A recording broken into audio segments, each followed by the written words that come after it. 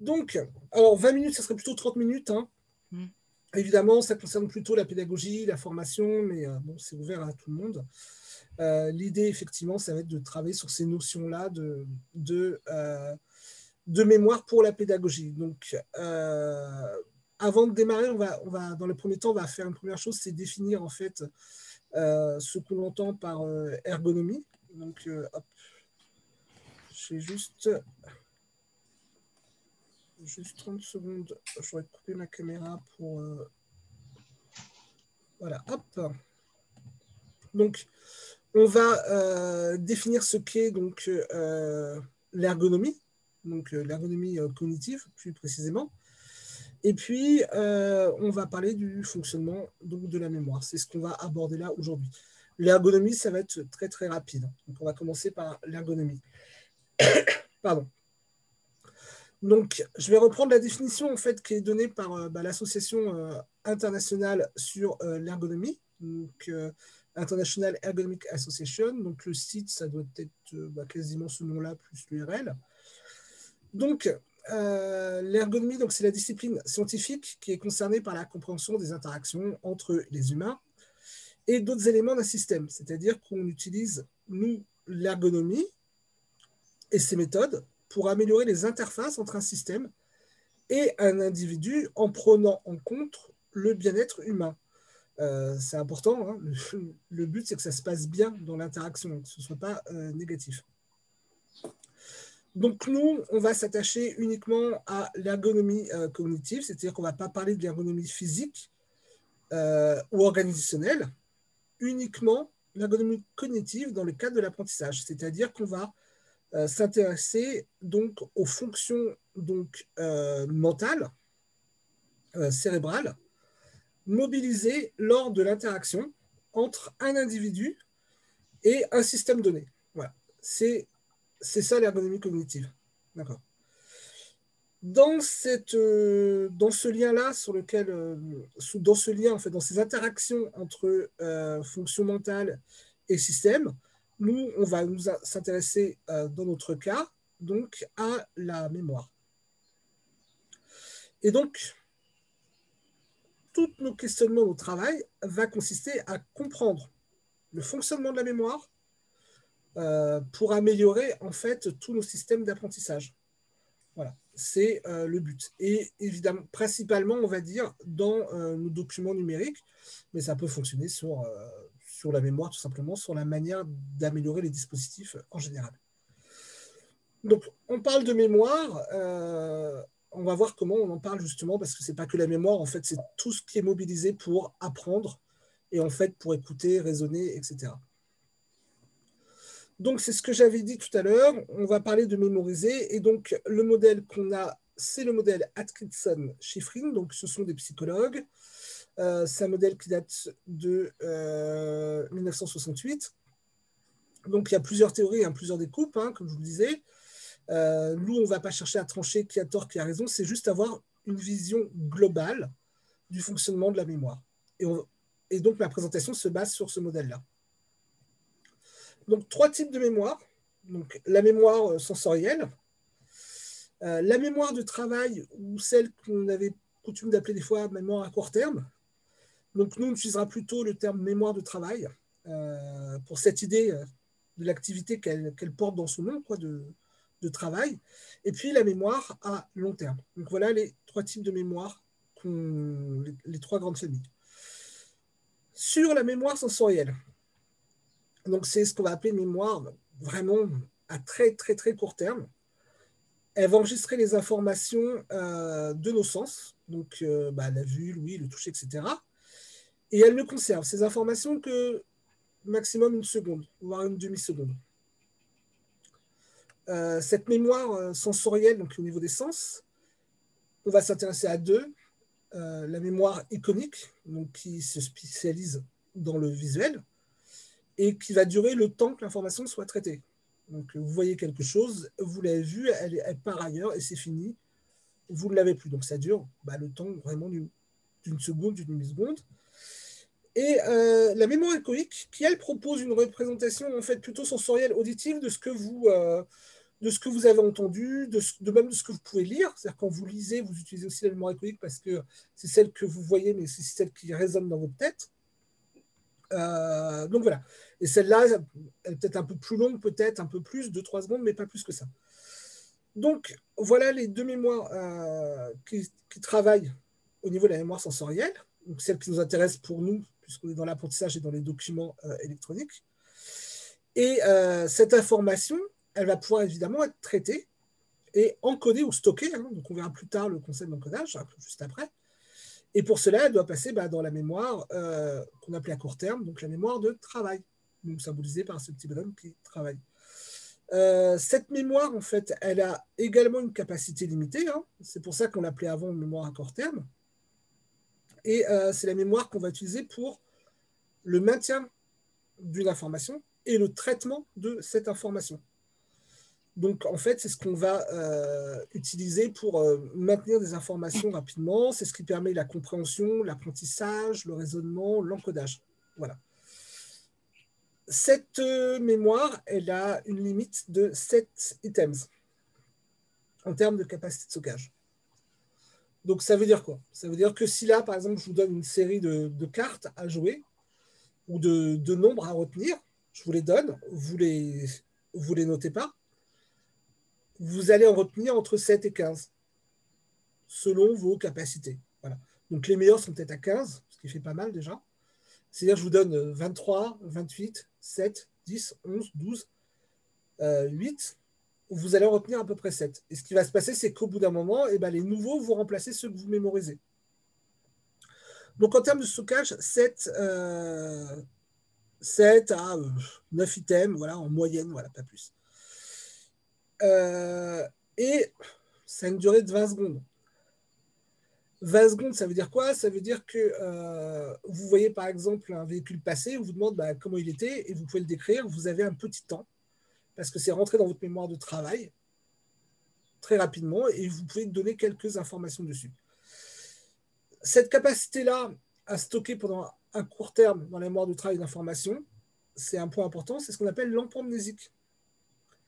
C'est votre capacité à retenir des informations dans la mémoire de travail. Donc, elle varie selon les personnes, mais globalement, ce n'est pas beaucoup plus. Hein, peut-être que pour ceux qui ont plus de capacités cognitives, peut-être plus. Mais globalement, on est là-dedans. Donc, évidemment, ça ne fait pas beaucoup de choses à retenir et ça ne fait pas beaucoup de temps. Donc, comment retenir plus d'informations? Il va avoir donc, différents systèmes. Il va avoir quatre mécanismes. Hein, je vous le dis tout de suite, il y en a 4. Donc, il y a l'autorépétition. Donc, ça va consister à faire tourner en boucle une information. Je vous donne un numéro de téléphone. Donc là, il y a 8 chiffres. Donc, débrouillez-vous pour retenir les 8 chiffres. Si effectivement, vous devez aller chercher votre téléphone, votre ci, votre cela, vous allez passer votre empamnésique de 20 secondes. Vous allez donc devoir le répéter. Voilà. Voilà. Vous allez devoir répéter plusieurs fois l'information. Il y a une autre stratégie qui consiste à se créer une image mentale pour mémoriser un peu plus l'information. Là, vous allez voir, c'était en bas à gauche ou en haut à droite et je vois où c'est. Bon, même avec ce système, hein, vous ne pouvez pas retenir vraiment plus de choses. Donc, le téléphone, par exemple, vous le répétez, puis une fois que vous l'avez composé, c'est perdu. En fait, il ne faut surtout pas qu'il y ait une autre information nécessaire qui arrive en même temps. C'est là où on parlait d'empamnésique, c'est ce qui nous limite.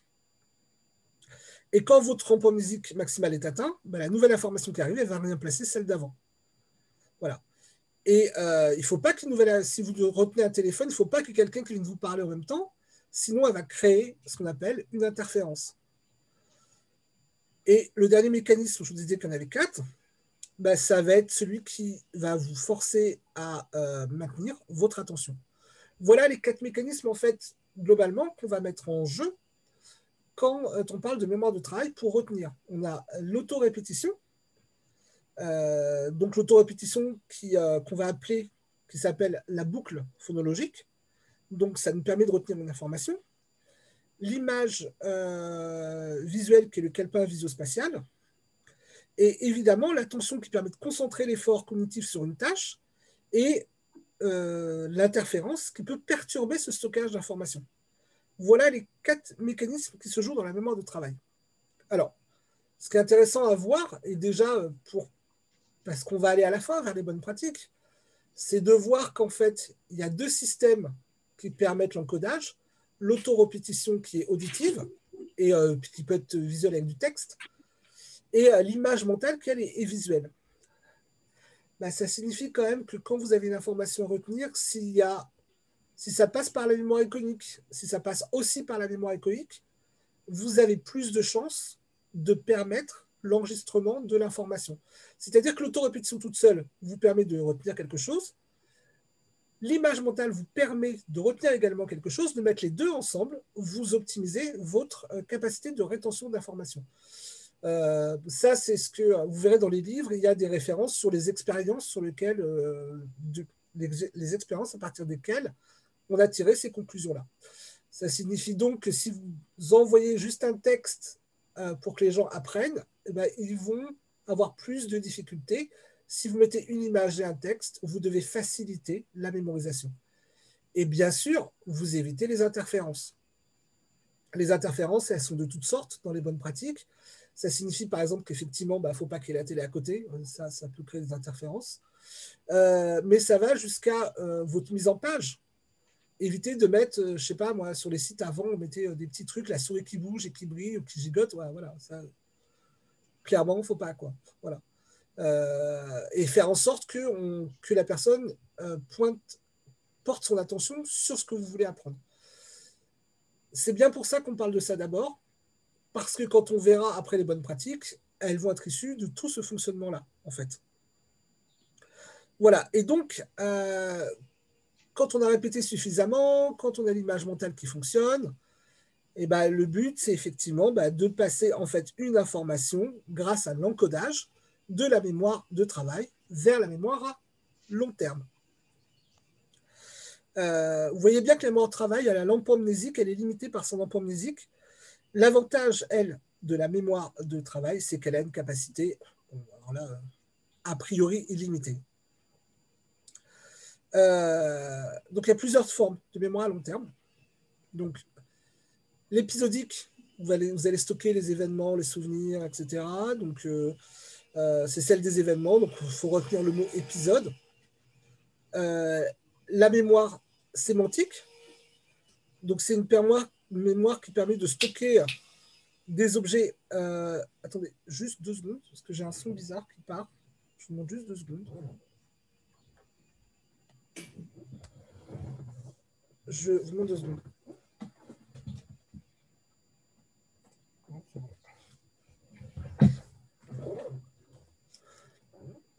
Hop. Alors, hop, je reprends. Pardon. Voilà, donc mémoire épisodique pour les événements, les souvenirs, tout ce qui est épisode. Mémoire sémantique, alors celle-là, elle est importante puisque c'est celle qui permet de stocker des informations, des objets, des descriptions abstraites, du sens. C'est une mémoire qui permet de stocker la technique. Ces mémoires, on va servir pour mémoriser nos apprentissages. Ce qui est intéressant dans le terme de mémoire sémantique, c'est de retenir cette notion de sens. C'est là où vous allez mettre les objets ou les concepts qui ont un sens commun. Et je vais vous donner un exemple qu'on fait quand on est petit, quand on joue, qu'on fait quand on est grand peut-être, je ne sais pas. Vous savez, quand vous pointez en disant quelle couleur ça a, tel truc, c'est blanc, blanc, blanc, blanc, et après vous dites qu'est-ce qu'elle boit la vache. Et le but, c'est que la personne réponde du lait, forcément. Et bien ça fait appel à la mémoire sémantique parce qu'en fait, on va associer. On a dans notre culture, alors c'est super culturel, hein, c'est sûr que si vous vivez dans un pays où il n'y a pas de vaches, ça ne marche pas. Hein. Moi, j'ai vécu en Normandie, il y a des vaches. Donc, les vaches, c'est blanc et elles boivent du lait. Voilà. Donc, j'ai tout de suite associé ces 3 mots-là. Et ben, l'idée de donner le mot blanc, le mot vache, vous permet de faire remonter le lait automatiquement parce que c'est associé ensemble. Donc, tout ça, ça fonctionne avec les mémoires sémantiques. La mémoire sémantique permet aussi de reconnaître des systèmes, l'ordre alphabétique, des architectures de construction, et on va beaucoup s'en servir. Je vous donnerai un exemple à la fin dessus. Enfin, troisième mémoire procédurale. C'est celle que vous utilisez pour faire des choses répétitives, comme apprendre à conduire. C'est typiquement dans la mémoire procédurale. C'est l'exemple qu'on donne tout le temps. On le verra tout à l'heure, justement. Voilà les 3 mémoires à long terme. Idéalement, pour récupérer ces informations stockées, c'est bien qu'il y ait des petits indices contextuels que vous donnez lors de l'apprentissage pour associer les épisodes, le sens, les procédures, etc., les associer ensemble. Et évidemment, on verra comment, on va voir juste après, comment la mémoire de tous ces éléments-là peuvent être basculés dans la mémoire de travail pour être utilisés. Donc, voilà le fonctionnement de la mémoire.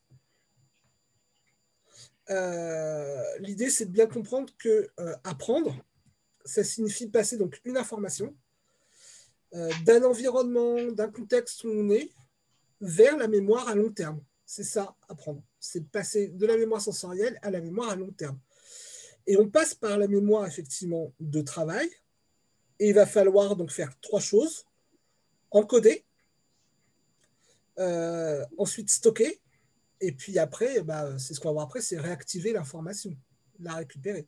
Donc l'encodage, les 2 éléments essentiels, c'est la boucle phonologique, le calepin visospatial, évidemment, 0 interférence et favoriser l'attention. Ensuite, stockage dans la mémoire à long terme avec des éléments de contexte. Et puis après, réactivation effectivement de ce qui a été stocké dans la mémoire à long terme. Voilà. Passons à activer ce contenu-là maintenant. On va revoir un peu les mêmes choses, hein.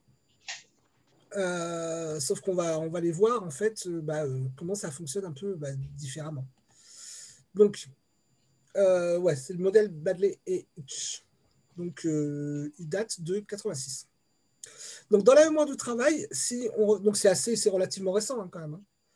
Donc, dans la mémoire du travail, on avait vu les 2 éléments donc, qui permettent l'encodage et le stockage. Donc, c'est la boucle phonologique, donc, qui va être spécialisée dans tout ce qui est sonore, et le calepin visospatial qui, lui, est consacré aux informations, évidemment, spatiales visuelles. La boucle phonologique, elle va permettre ce qu'on va appeler un stockage un peu passif des informations, c'est-à-dire que ça va se déclencher quasiment tout seul. Automatiquement, en fait, pendant les 20 secondes, ça va stocker. Et on va avoir un peu la même chose pour le calepin visospatial, c'est-à-dire que c'est comme si vous avez une sorte de cache, en fait, visuel, et vous avez un script interne qui vous permet de rafraîchir continuellement ce cache. Donc, ces 2 éléments-là, donc c'est un système de mémorisation qui est assez faible en termes de durée. Donc, évidemment, il faut éviter les interférences pour stocker l'ensemble. Voilà, il faut stocker l'ensemble. Qu'est-ce qui se passe, en fait, quand on doit traiter des informations qui sont déjà mémorisées? C'est là où on va rentrer, en fait, dans le fonctionnement de la mémoire de travail. On va considérer que dans la mémoire de travail, on a un administrateur central qui gère l'ensemble, et lui va pouvoir gérer toutes les ressources, donc vos ressources à vous, donc intentionnelles, les informations qui proviennent de la mémoire sensorielle, et il peut également contrôler toutes les opérations de traitement, c'est-à-dire de traitement entre les différentes mémoires. Voilà. Il utilise la boucle phonologique, c'est lui qui pilote la boucle phonologique, où il y a des informations, et qui pilote également le calepin visospatial. Et c'est ce qui vous permet là d'écouter. Votre attention actuellement, elle mobilise fortement certainement la boucle phonologique et le calepin visospatial. Ça serait bien si vous aviez accès à la mémoire de travail. Et c'est ce que peut faire donc l'administrateur central dans la mémoire de travail. Elle accède aussi à la mémoire à long terme. Et elle accède comment à la mémoire de long terme? Grâce à ce qu'on appelle le buffer sémantique. Donc, il lui peut coder en fait de différentes manières les informations. Il va pouvoir les stocker et les coder et les récupérer dans la mémoire à long terme. Donc, quelle que soit la forme. Et en fait, tout l'ensemble va pouvoir communiquer entre eux, et c'est la mémoire de travail qui gère ça. C'est-à-dire que au moment où vous allez écouter là, vous devez certainement mobiliser votre boucle phonologique, le calepin visospatial, Et si vous avez déjà des connaissances, par exemple, de la mémoire, ou surtout de la mémoire ou de l'attention, vous allez pouvoir stocker une partie dans le buffer sémantique. Et ce qui est bien, c'est que la boucle phonologique peut, selon certaines théories, accéder directement à la mémoire à long terme. Et on revient sur l'exemple de vache, lait et eau. C'est bien la boucle phonologique qui entend les mots dans la mémoire de travail et qui, tout à coup, va récupérer toute une série d'informations dans la mémoire sémantique. Excuse-moi de t'interrompre. Est-ce que tu veux bien répéter cette partie, si ça ne te dérange pas? En fait, j'ai pas bien compris cette question de buffer sémantique et dans quelle mesure ça sert la mémoire de travail. Le buffer sémantique, on va le voir, tu vas voir, on va le voir juste après aussi, mais Hmm. il y a un exemple après concret, mais le buffer D'accord. sémantique, c'est comme une mémoire, en Hmm. plus, qui a accès à la mémoire à long terme. Et qui D'accord. va donc te permettre d'aller récupérer des informations dans la mémoire à long terme si tu en as besoin. D'accord. Là, Merci. par exemple, tu vas pouvoir, là pour arriver à retenir l'ensemble, Hmm. ce qui serait bien, c'est que tu puisses faire des associations, tu puisses faire récupérer une bribe d'information ailleurs, c'est ton buffer sémantique qui fait ce travail-là. D'accord. Forcément, si tu n'as rien stocké dans la mémoire à long terme, tout ce qui t'arrive là tout de suite est très lourd, Hmm. est très compliqué, et donc peut dépasser ton emploi mnésique. Et c'est D'accord. évidemment là qu'on se retrouve en surcharge cognitive. Et c'est bien entendu ça qu'il va falloir travailler. C'est pour ça qu'on va parler dans un deuxième temps de la surcharge cognitive. C'est évidemment contre ça qu'on va lutter. C'est pour éviter cette surcharge cognitive parce que l'emploi mnésique est très limité. Donc, qu'est-ce qu'on fait quand on veut travailler contre la surcharge cognitive? On va réduire toutes les informations parasites qui viennent prendre de la place dans la mémoire de travail. Par exemple, là, si le son n'est pas bon, vous allez devoir faire un effort cognitif pour vous concentrer. C'est de la charge inutile. Et c'est encore de la charge en moins pour arriver à comprendre ce qu'elle dit. Là, j'ai fini, on va passer aux exemples. Sandy, Oui, excusez-moi, par rapport au buffer sémantique, justement, est-ce qu'il ne pourrait pas fonctionner comme une espèce de tampon entre la mémoire de travail et la mémoire à long terme oui, mais plutôt pour l'activation. pour passer de l'un à l'autre? Pour passer de la mémoire à long terme vers la Ouais. mémoire de travail. Et pas pour stocker. Oui. Il permet d'utiliser les informations. On va le voir là comment ça fonctionne. On va voir l'exemple. L'exemple devrait éclaircir un petit peu. Voilà. Donc, on va prendre les cas de la conduite. Dans le cas de la conduite, donc, il y a énormément d'informations à gérer quand vous apprenez. Donc, il y a toute la partie technique, donc savoir tenir son volant, il y a les pédales, donc ça c'est dans les procédures. Donc, de la technique, c'est mémoire sémantique. Procédures, les pédales, savoir regarder le rétro, donc ça c'est de l'analyse. Analyser la circulation. Donc là, c'est la partie vraiment mémoire de travail, raisonnement, qui analyse une situation en temps réel. Donc là, c'est 100% de la mémoire de travail. Regarder la circulation, et puis il y a besoin de connaissances, des panneaux, et puis du véhicule, comment fonctionne un véhicule, la largeur de son véhicule, voilà. Tout ça, quand vous l'apprenez, il n'y a rien dans la mémoire à long terme, tout est dans la mémoire de travail. Donc forcément, ça devient difficile, ne serait-ce que de mettre la musique et d'écouter de la musique. Et c'est là où il y a un problème quand on est au téléphone. C'est qu'être au téléphone prend de la place dans la mémoire de travail. Donc réduit votre charge cognitive, votre capacité cognitive. Et vous passez très vite en surcharge. Donc vous faites moins bien quelque chose. Quelle est l'idée d'apprendre à conduire? Apprendre, c'est passer d'une information, d'un contexte vers la mémoire à long terme. Et ben, c'est ce que vous allez devoir faire pour apprendre. Plus vous allez apprendre au début, quand vous regardez comment vous passez les vitesses, vous les regardez, vous regardez 20 fois, vous regardez vos pédales. Aujourd'hui, si vous conduisez tous, personne ne regarde comment ça se passe.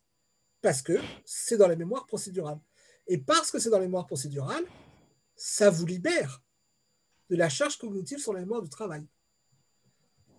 Et c'est pareil pour la circulation, etc.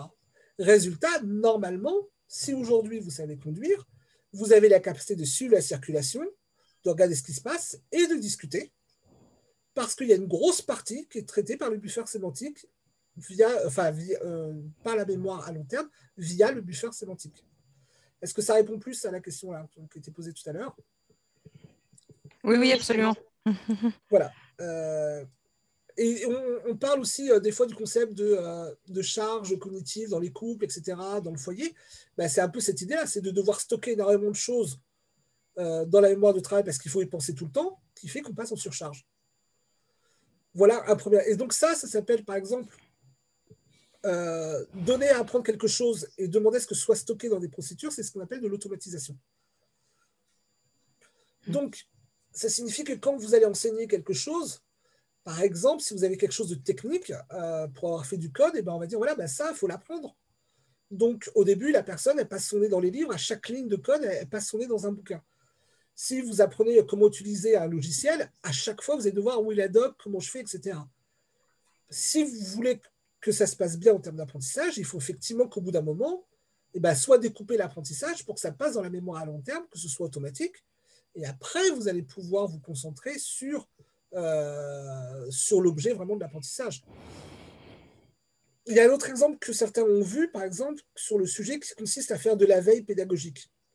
Beaucoup ont du mal sur ce projet. Pourquoi ils ont du mal? Enfin, moi, de mon expérience, donc c'est vraiment quelque chose d'empirique, hein. C'est pas une règle, mais de mon expérience, ceux qui ont du mal, c'est parce qu'il faut utiliser beaucoup d'outils techniques et que ça arrive en début de parcours. Donc, ils vont être bloqués par... Donc, c'est-à-dire que au niveau de la mémoire de travail, ils ne peuvent pas acquérir la connaissance de la veille parce qu'ils sont bloqués, parce qu'ils doivent d'abord apprendre la partie technique, la partie procédurale. Et une fois que ça s'est acquis, ça libère de la place pour apprendre les autres choses. Donc là, l'idée, c'est qu'effectivement, éviter de balancer un stock d'infos d'un coup, ça ne passera pas. C'est le deuxième exemple. Si vous vous retrouvez à dire, voilà, j'adore Game of Thrones, et je voulais savoir un peu qui a des liens avec qui. Donc, je ne sais pas si vous avez vu la série, mais moi, pour savoir exactement pourquoi Jon Snow, c'est sa tante avec qui il est à la fin, son nom m'échappe, voilà, Khaleesi, c'est super compliqué. Et bien là, au lieu de faire l'automatisation, on peut proposer, par exemple, du séquençage. C'est-à-dire que vous allez d'abord apprendre les familles, les unes, indépendamment les unes des autres. Et une fois que vous avez vos familles, dans une première étape, une fois que vous avez transmis cette formation sur les familles, c'est-à-dire que là, l'idée, c'est de réduire la quantité d'informations à prendre. C'est-à-dire que vous avez une grosse arbre généalogique d'un coup à prendre, c'est celui-là, c'est cet arbre-là, vous avez une énorme quantité, vous allez séquencer, donc découper le volume à apprendre. S'il y a trop d'informations, c'est pareil, trop d'informations à prendre, boum, surcharge. Donc, vous réduisez, vous faites plusieurs parties, et une fois que vous avez vos familles, que vous avez en tête le père, la mère, le grand-père, le fils, donc vous avez déjà aussi un système qui est en place, donc c'est-à-dire que votre mémoire sémantique, elle est capable de fonctionner sur un système, là, vous pouvez commencer à associer. Donc, c'est une approche en fait de segmentation de l'information, d'association de schémas de fonctionnement, c'est la même grille de lecture, et ça va faciliter l'apprentissage si vous opérez comme ça. Voilà pourquoi on a vu toute la partie au départ qui était assez compliquée, super rapide, donc trop d'informations en même temps, je vous l'accorde. C'est pour ça qu'il y avait un petit test, un petit quiz avant pour essayer déjà de donner des bribes d'informations et de clés pour pouvoir plus facilement en retenir quand les choses vont arriver.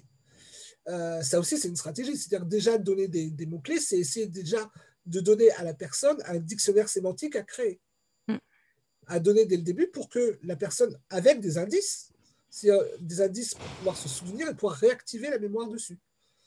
Donc, vous pouvez donner ça au début. Par exemple, vous pouvez très bien faire un test en début d'apprentissage dont le seul but est de donner les mots-clés et des indices contextuels qui vont permettre, quand les mots-clés arrivent, d'associer plus facilement les choses. C'est pour ça, par exemple, qu'il est intéressant, par exemple, de donner la grille d'évaluation à quelqu'un avant, parce que forcément, quand elle va voir le contenu du cours derrière, elle va se focaliser sur déjà ce qu'elle a identifié dans la grille. Et ça va lui permettre de retenir plus facilement. On pourra revenir sur ce point à la fin quand on aura 5 minutes. Sur la grille d'évaluation. C'est un sujet qui n'est pas partagé par tout le monde. C'est un produit qui n'est pas partagé. C'est ça. Synthèse. Donc, on va faire un peu simple, on voit un peu, on va faire simple entre guillemets. Mémoire, 3 mémoires, sensorielle, mémoire de travail, mémoire à long terme. La sensorielle, on a le visuel, l'échoïque qui travaille, la mémoire de travail qui est au centre, qui est là pour en fait le maintien et traitement de l'information avec compréhension, apprentissage, raisonnement et encodage. Voilà, l'encodage qui consiste à passer du sensoriel vers le long terme et entre les deux, la boucle phonologique, le calepin visuospatial et le buffer sémantique. Voilà, et l'idée justement de tout ce qu'on va mettre en place, c'est de permettre en fait que la mémoire de travail puisse se gérer correctement en évitant la surcharge. Et ça, c'est le but d'après, c'est comment éviter la surcharge cognitive. Voilà, j'ai fini.